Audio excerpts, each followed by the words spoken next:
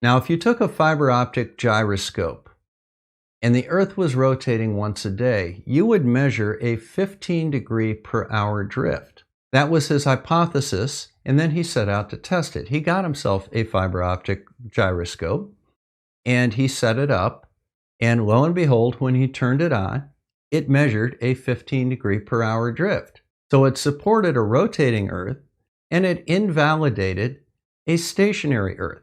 Now, the approach to that in science is, well, if you put out a hypothesis, you designed a test for that hypothesis, and that test invalidated your hypothesis, you would accept the fact that your hypothesis was wrong and come up with a different one.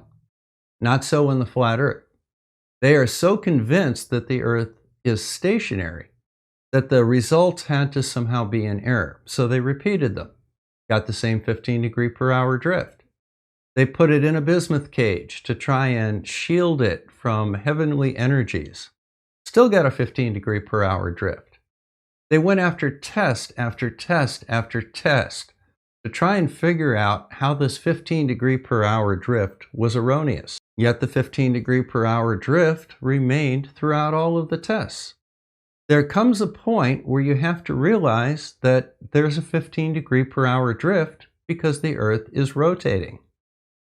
They don't make that connection in the flat Earth. In the very same documentary, Jaron designed a very good experiment to detect the curvature of the Earth. He predicted what he would see on a flat Earth and on a curved Earth. When he did the test, the results showed that the Earth was curved. The only thing he could say with that was, interesting. However, for the last 3 years, he and Mr. Bob 15 degree per hour drift, Nodell, have been spouting the same flat Earth nonsense on their podcast, Globebusters. Despite these devastating results, the Flat Earth International Conference 2019 went on as scheduled. It made absolutely no impact. Now, this would be shocking enough. However, Bob Nodell was caught on an open mic admitting that this was devastating news for the flat Earth if they let it out. They had to find a way to invalidate it before they released their results. He knew what the implications of this test were, yet continues to talk about a stationary flat Earth. That says volumes about the scientific integrity of these so-called leaders of the flat Earth community. So let's take a moment and talk about what science is rather than what it isn't. Science does not prove things. Science says that acceptance of a theory is warranted only based on evidence. Not proof, evidence supporting it. The strength of a scientific theory is the strength of the evidence that supports it. All science comes with error bars. Measurements are not perfect. One of the things they like to point out in the flat Earth is over the last 2,000 years or so, we've had different distances to the sun. Even in the last couple of 100 years, the distance has been refined slightly. They don't understand the difference between refining a distance and just making up different distances. Simply because a distance is refined does not mean that it's invalidated. Simply because Einstein improved on the understanding of gravity that Newton had doesn't mean that gravity doesn't exist. It doesn't mean that Newtonian physics don't work. They do. Not all theories are equal. Theories that have strong supporting evidence are better than theories without supporting evidence. When you have two competing theories, one with evidence and one without it, you go with the theory that has the evidence. Flat Earth and Globe Earth are not equal competing theories. There is ample evidence for a Globe Earth. There is none for a Flat Earth. They are not equal. Now, I'd said that science does not prove things, but it does disprove things. If the Earth is flat and stationary and your laser ring gyro measures a 15 degree per hour rotation, you can test that. But there comes a time that you've done enough tests that continuing to deny the rotation of the Earth becomes absurd. It is pointless. We are well past that point. The Earth is unquestionably rotating. and it is confirmed by a variety of means, from the Foucault pendulum to sunrise and sunset to a mechanical gyrocompass. It's no longer up to debate. It is what it is, it's rotating. Now, the way the flat Earth survives is based on their standard of evidence. First of all, any evidence for the flat Earth is simply accepted as soon as it's offered. Any evidence for the globe Earth requires proof, and the proof is never going to be enough for the flat earthers. One of my favorite questions is, how do you falsify the flat Earth? And to date, I have never had a flat earther give me a valid way to falsify the flat Earth. There's always one more thing that has to be checked before they can do it. Now, most people are not old enough to remember that smoking was once considered to be a relatively harmless vice. In the late 1950s, scientific evidence began to emerge that linked smoking to lung cancer.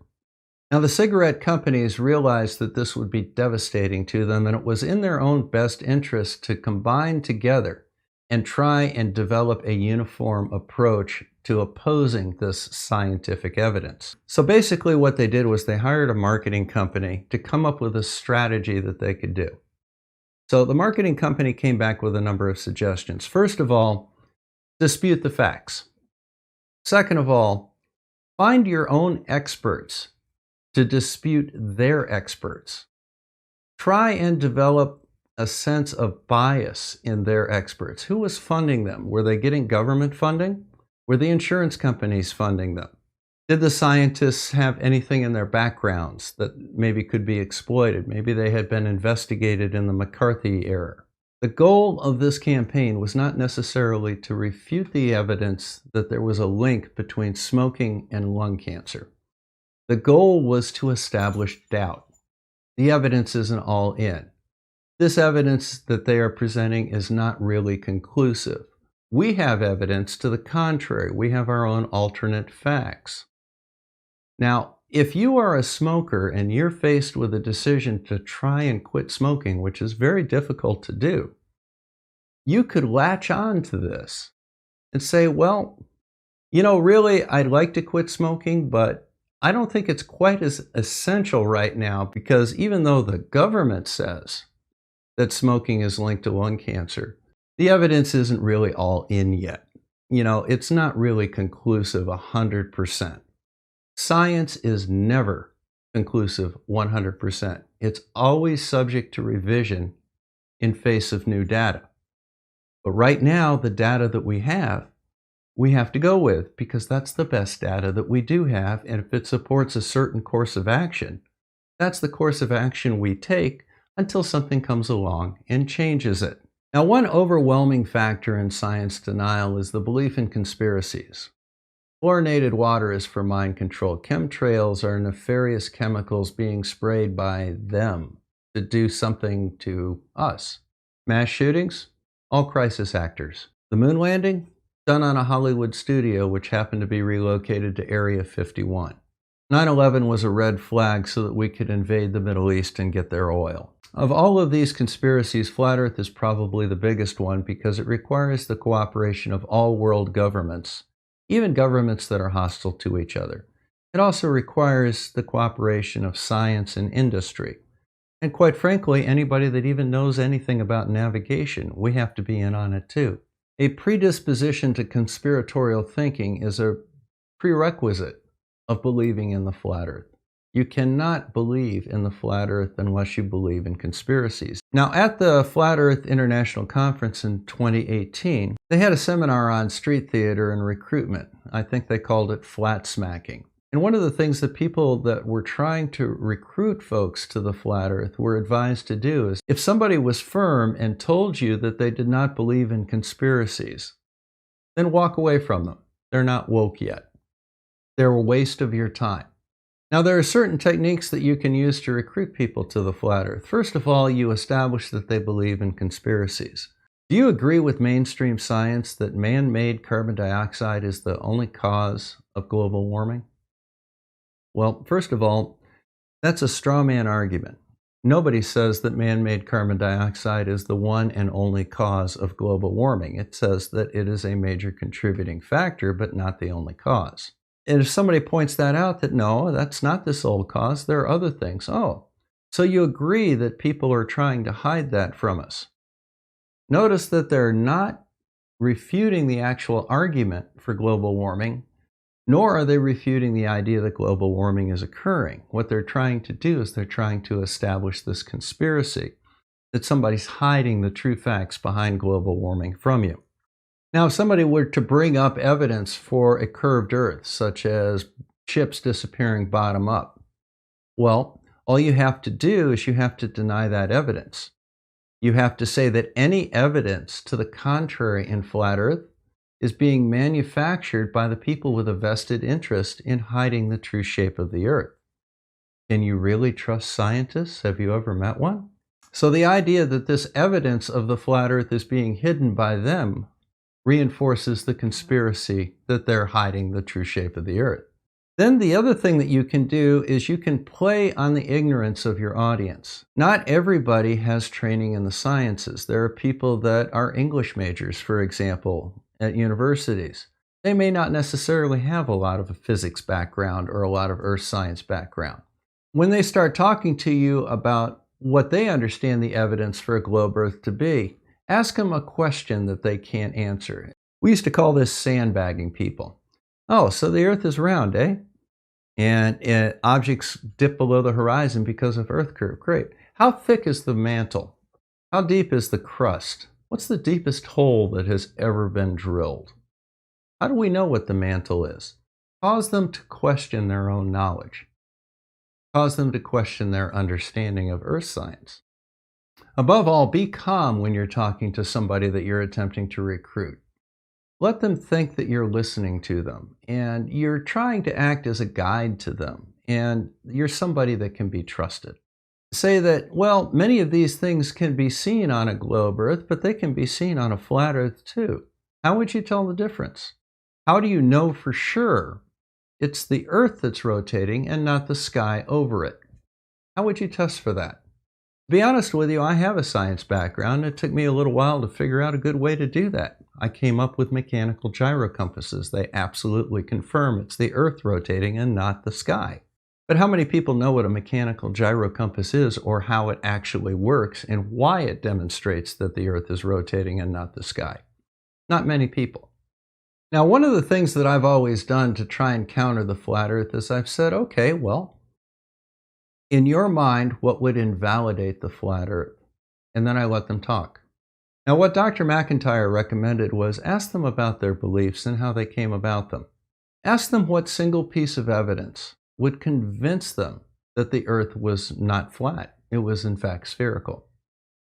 How would they test for that? And then be quiet. Let them give you a test. Okay. How would you test for that? All right. What would a result be that you would expect on a flat Earth versus a globe Earth? One of the things that he did was he took one of the speakers from the Flat Earth Conference out to dinner. And during the course of the dinner, they just had a little small talk, and then he finally asked the question, what would convince you that the Earth was a globe? And after trying to dodge the question, Dr. McIntyre kind of pressed it a little bit. No, really, what one thing would convince you that the Earth was not flat, that it was really a globe? And he finally said, well, a flight across Antarctica. Well, there are flights across Antarctica. This is a direct flight from Santiago, Chile to Auckland, New Zealand. And it goes over Antarctica. Well, have you ever been on that flight, he asked? Well, no. But you know something? I'd be happy to pay for a ticket for you and I to take that flight. We'll crowdfund it, and you can take it for yourself. Well, okay. Now, on the flat Earth model, the Earth is surrounded by a mountain range called the ice wall that keeps all of the water in, and that mountain range is some 25,000 miles long. Well, what would the distance between Santiago, Chile and Auckland, New Zealand be? Could you make that without refueling? Well, maybe not. It would have to be an awful long ways. Okay. Could we agree that if we could make that flight without refueling, that the Earth was a globe? Well, no. Okay, why not? And the guy stuttered a little bit. You could see the wheels in his head turning, so to say. And finally he came up with, well, maybe planes don't really need to refuel. So Dr. McIntyre said something I thought that was rather profound. He says, okay, well, in all the history of jet travel, are you telling me that all of the refueling stops in Greenland and Alaska, those were all for show in case somebody had to fly from Santiago to Auckland, and it was a matter of proving that the Earth was a globe if it was an unrefueled flight, so they would decide not to refuel on that one? And he said yes. And that was pretty much the end of the dinner. That is the type of reasoning you see in the flat Earth.